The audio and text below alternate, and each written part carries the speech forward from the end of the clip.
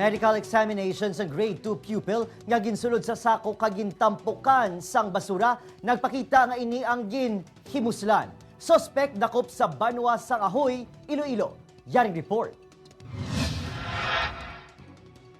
Isa ka adlaw matapos ang hinalig nga pagkadula ni Mark Besa sa Victoria City, nadakpan ang anay drug surrendery sa Ahoy, Iloilo kahapon. Suna si Victoria's Police, tuyo kuntanin sini nga magpanago si Etiyo sa Ahoy pagi sa pagkawat sang pump boat nga gingamit padulong sa Banwa sang Barotac Viejo. Nang may nakapanugid sa mga pulis, yung kaduas ang aton nga tropa, kitaan nga dito siya sa may kasagingan, gapanago, dito siya na-apprehend sa kasagingan sa may barangay Pili.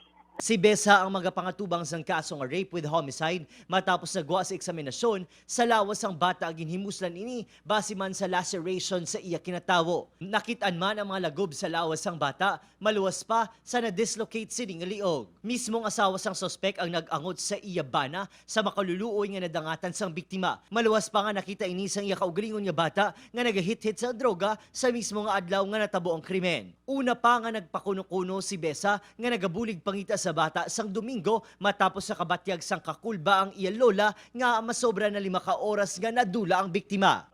Ang siya na samon niya custodial facility subong kay napailan na namon pag ulanggid napailan na namon ang suspect through inquest proceeding.